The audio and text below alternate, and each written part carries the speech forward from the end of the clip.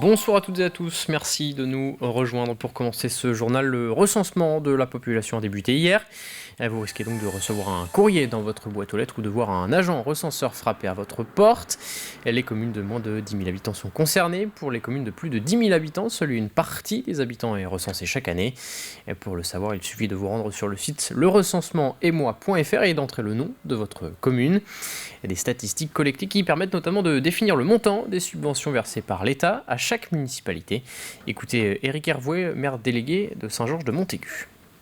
Au-delà d'un chiffre de population municipale, le recensement est utile pour connaître aussi par catégorie, entre autres, et par typologie de logement, un état sérieux et complet de notre collectivité. Bien sûr, ça nous aide à ajuster nos politiques publiques, ça aide aussi au calcul des dotations de l'État, ça nous fait aussi intégrer des catégories de population par typologie de collectivité pour connaître aussi demain comment se comporte notre population, si on est sur une population en dynamique ou éventuellement une population qui serait plutôt en décroissance sur certaines collectivités. Sur le cas de Montaigu-Vendée, nous sommes dans une dynamique de croissance depuis plusieurs années et depuis des dizaines d'années. Et donc on peut ainsi, avec ces chiffres-là, ajuster évidemment nos équipements, nos politiques publiques à porter, nos articulations de secteurs d'habitation également. Des propos recueillis par Alexia Jeannet. Dans le reste de l'actualité, Jean Castex a annoncé hier soir un assouplissement des restrictions sanitaires actuelles dans le courant du mois de février. Le Premier ministre a également évoqué le pass vaccinal adopté dimanche dernier par le Parlement. Il doit donc entrer en application pour les plus de 16 ans dès ce lundi. La dose de rappel s'ouvre également à partir de lundi pour les 12-17 ans, mais sans obligation, contrairement aux majeurs. La vaccination des enfants continue elle aussi. À La Roche-sur-Yon, les 5-11 ans bénéficient de créneaux spécialement ouverts pour eux, les mercredis et samedis. Reportage Pierre Dalicieux. Dans ce centre de vaccination de La Roche-sur-Yon, la vaccination pour les enfants est désormais possible. Mais pour ce faire, l'organisation a dû être un peu modifiée, à commencer par les équipes de vaccinateurs. L'État nous a demandé aussi à ce que ce soit un médecin qui fasse la consultation, puis une infirmière qui vaccine, et de préférence des anciens pédiatres ou des anciennes infirmières puéricultrices. Donc ça limite aussi un petit peu, et puis il faut trouver les vaccinateurs pour pouvoir faire la vaccination pédiatrique et la vaccination adulte. C'est pas la même salle, on a une salle isolée pour que les enfants ne soient pas noyés dans toute la vaccination adulte. C'est quand même beaucoup plus serein et calme que chez les adultes où il y a quand même 1500 personnes par jour. Dans ces box, les vaccinations s'enchaînent, mais moins vite que pour les adultes. L'objectif, rassurer les enfants et leurs parents, même si ici le public n'est pas réticent puisqu'il vient sans aucune obligation ni contrainte. Je suis de métier, je suis pédiatre retraité, donc effectivement on a une certaine expérience des enfants évidemment. Pour autant, je pense qu'actuellement la vaccination est possible par tous les professionnels de santé, les médecins, les infirmières. Et je pense que pour peu qu'on ait un peu de l'habitude de rencontrer les enfants et je pense que c'est tout à fait possible. Alors les collègues du centre de La Roche-sur-Yon ont préféré au départ que ce soit nous, pédiatres, qui commencions. Mais en fait très rapidement ils vont prendre le relais, on va faire ça ensemble. Une vaccination qui pour beaucoup était même attendue. Ce jeune garçon, lui, était impatient de venir se faire vacciner. C'est même lui qui est à l'origine de cette démarche. J'ai demandé à maman, elle m'a dit non, t'es trop jeune. Au final, elle a dit oui. D'accord. Et donc là, tu te sens comment ? Soulagée de pouvoir le faire enfin. Je pense que c'est important, il y a tellement d'enfants qui sont contaminés maintenant, il faut le faire. Et puis voilà, pour la santé de tout le monde. Mon mari étant diabétique aussi, donc c'est important de le faire. Une vaccination qui se fait sur rendez-vous. Un test est réalisé sur place pour savoir si l'enfant a déjà été contaminé. Et si c'est le cas, une seule injection suffira. En économie, une avancée importante dans le secteur de l'hôtellerie-restauration. Organisations patronales et syndicales ont signé un accord pour une augmentation de 16% de l'ensemble de la grille des salaires. Une mesure applicable à partir du 1er mars prochain.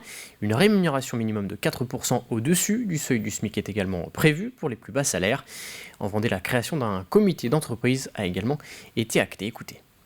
Et entre autres, quelque chose qui s'est concrétisé, c'est la mise en place d'un CE d'entreprise de branche, puisque on est composé de toutes petites entreprises, donc on ne pouvait pas à la fois avoir un CE par structure.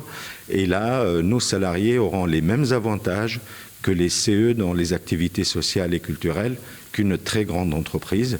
Et ça, c'est une très très belle avancée pour la première fois en Vendée et pour la première fois pour le secteur de l'hôtellerie-restauration. Parlons désormais d'histoire. Jusqu'au 20 février, l'Historial de la Vendée présente une exposition intitulée Sur les traces des Gaulois et des Romains en Vendée. Au total, environ 600 objets sont à découvrir, dont certains plutôt rares, retrouvés en Vendée au cours du 19e siècle. Une exposition qui permet également d'effacer certains clichés sur la vie de l'époque. Découverte signée Grégoire de Châtillon. De l'âge de fer au haut Moyen-Âge, à la découverte du travail des archéologues, l'exposition sur les traces des Gaulois et des Romains en Vendée pourrait bien compromettre certaines de vos idées reçues. Par rapport à la première partie de l'exposition, on part sur les clichés vraiment du Gaulois et du Romain. Le Gaulois sauvage, bagarreur, et le Romain civilisateur qui apporte la civilisation. Eh bien, on apprend que les Gaulois, ils vivaient dans des maisons confortables, qu'ils avaient aussi des savoir-faire très spécifiques et très élaborés, notamment en ce qui concerne la métallurgie. De la métallurgie, en voilà avec cette vaisselle en bronze et fer. Nous sommes entre le 1er et le 3e siècle après Jésus-Christ. Les Gaulois sont devenus des Gallo-Romains. Nous avons ici un ensemble de vaisselle métallique exceptionnel puisque les pièces sont entières. Et elle a été retrouvée au 19e siècle dans les puits de Troussepoil au Bernard. Il y a notamment une gourde qui est présentée, je crois qu'il y en a 3 sur le plan national. Sur les 600 objets exposés, voici des amphores du 1er siècle retrouvés à Boufféré, aux Essarts, mais aussi à Nallier et au Langon. Un peu plus loin, le buste de Diane Chasseresse, une sculpture du 2e siècle jugée exceptionnelle. Cette sculpture qui représente Diane Chasseresse à l'effigie des Amazones a été retrouvée au Langon au 19e siècle et a pu être étudiée très récemment. Elle est exceptionnelle dans le sens où c'est l'une des plus grandes sculptures de Diane qui est représentée au niveau national. Un héritage archéologique riche de nouvelles connaissances, un éclairage sur les nombreuses traces des Gaulois et des Romains dans le département. L'exposition est à découvrir jusqu'au 20 février prochain. Un dernier mot de sport avec un combat très attendu en MMA. Le Vendéen Cyril Gane affronte dans la nuit de samedi à dimanche François Ngannou en finale du championnat du monde des poids lourds. Match à suivre en direct à La Roche-sur-Yon sur inscription via le site loasso.com. Combat à suivre dès 3h30 du matin à la salle Omnisport. C'est la fin de cette édition. Merci à tous de l'avoir suivi. Très bonne soirée sur TV Vendée.